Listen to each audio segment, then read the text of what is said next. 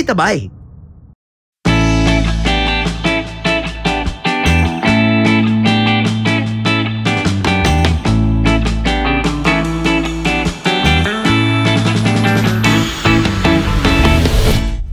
We are on our way to Calonbarak Skyline Ridge. Calonbarak, meaning daw anang Calon is Kugon, Barak is langka. So siguro daghag langka diha sa unang part, no? Humot siguro naglangka diha. Or mga tao diha dugay makauyab. Or mga tao diha dugay makauyab kay Ikaw langka. si ikaw langka. Ana din na, brad?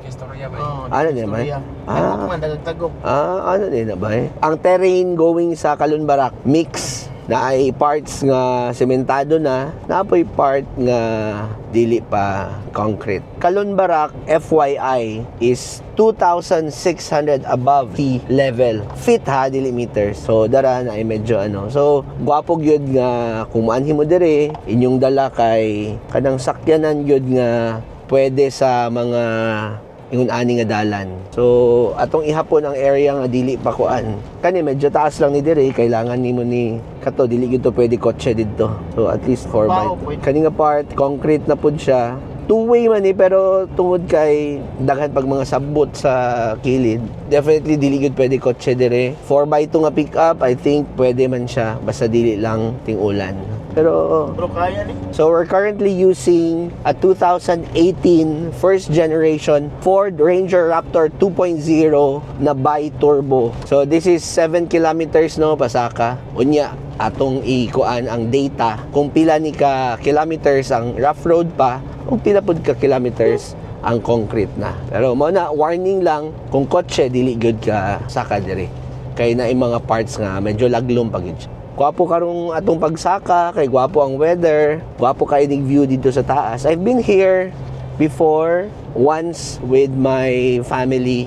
Silipod mi dito. Pero that time medyo ting-ulan, like karon nga hayag kaayo ang adlaw, nya init. So Calonbarak is one of go-to nga mga places dinhi sa Malungon, Sarangani Province. Sa mga wala kabalo, asa ang Malungon, Sarangani Province, naani located sa gawas sa Gensan. If you're heading to Davao after Gensan, Malungon na siya. Ayaw mo kalibog anang information nga Malungon gamay, Malungon dako. Kanang Malungon gamay, it's just a barangay nga sakop sa tibuok Malungon na municipality. So karon panaog na punta, ana po'y pasaka, mo ni ang nice dire. Ilailahing klaseng terrain imuhang ma-experience. Kung dili pa ka anad mag-drive og mga ingon ani nga area, maanad ra ka.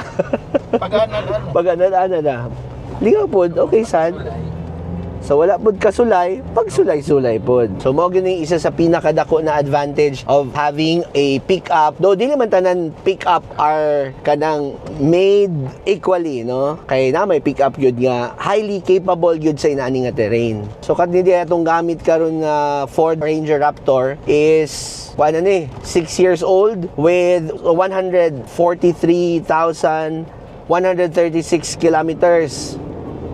So sa mga Ford haters diha, dili pod tanan kumu-comment mo nga gubaon, dili pod. Pwede ra gid na. Kada sakyanan nagyo iyahang sariling strength. So let's just talk about the positive things about this vehicle. Ride-wise, comfort-wise, very comfortable. So for me, as a driver, dili lang manggod ang reliability sa isa ka sakyanan ang akong gina-factor pag magpili. Apil na po diha ang imuhang comfort, ang iyang mga safety features, ug uban pang imong i-consider. At the end of the day, kaning manggong pag-acquire og sakyanan, kaning paggamit og sakyanan, dako kayong responsibility nakasalalay gihapon sa owner. Apil na diha ang iyang responsibility to always make sure nga naa siyang top condition ang iyang vehicle para muluntad gyud ug para makahimo gyud sa imuhang gina-expect gikan sa iyaha. Pil na diha ang regular nga maintenance, pil na diha kanunay nga pagpa-check, makina ra man pud ni siya, nimo ra pud ning tawo, di gyud siya perpekto. Sama sa imong uyab nga dili perpekto. So sinong pahibalo, kini nga lugar delikado sa landslide. So kung ting-ulan man, di mo confident sa inyong driving capabilities o sa inyong sakyanan nga dalon, ayaw na mong attempt og anhi dere. Pero going to Calonbarak is an adventure on its own na dayon. Ano yung nakaayos?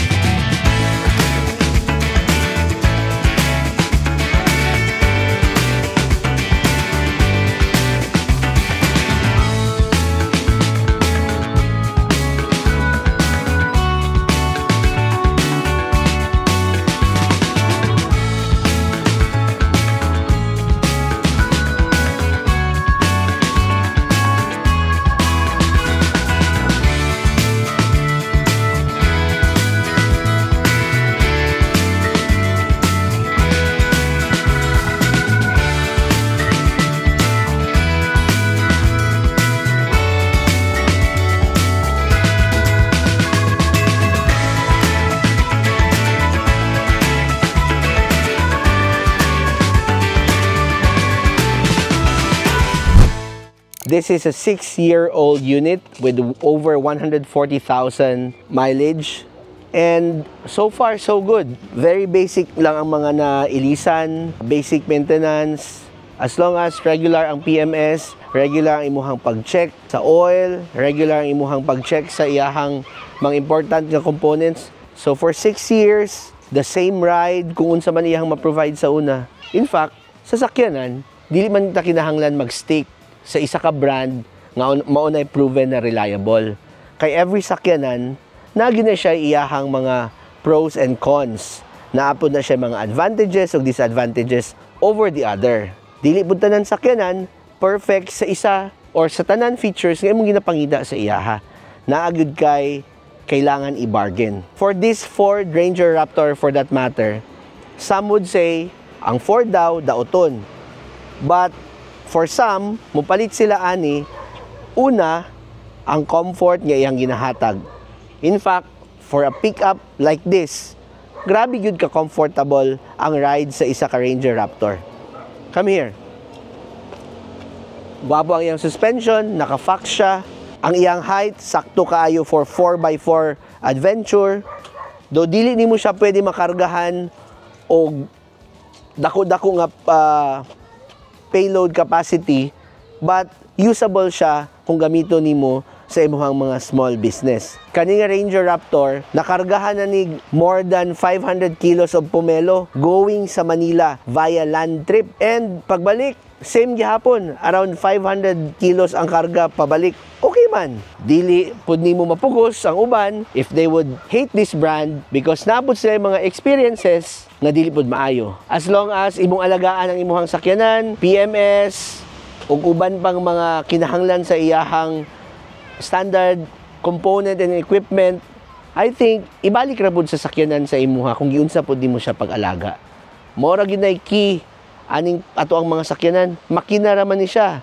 Tao ra po naghimo ani, dili gyud ni siya always perfect. Mapa-Ford man na or bisan unsang brand, as long as malipay ka, walay magbuot nimo bay.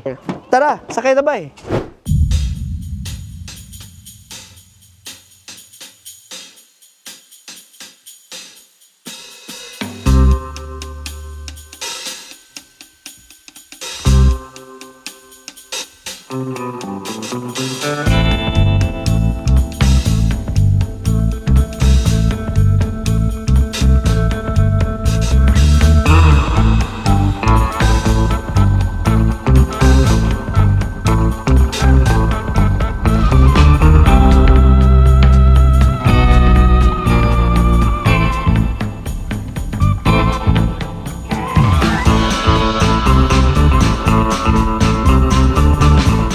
This is CCT Retreat and Training Center here in Malungon, Sarangani Province.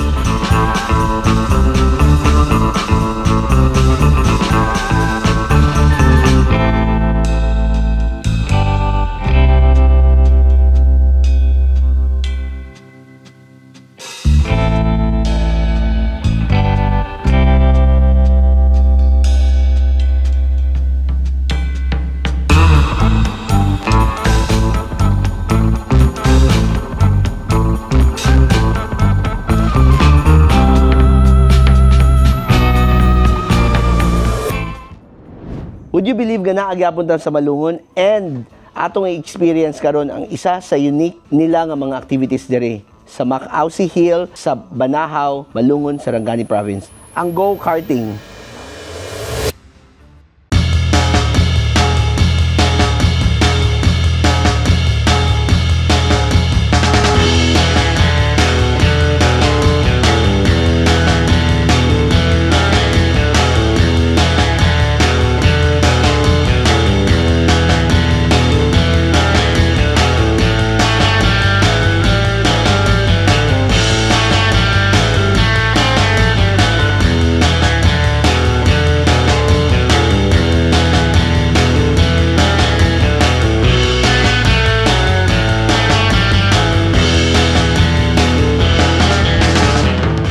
Bay, ayaw kalimot bay ha?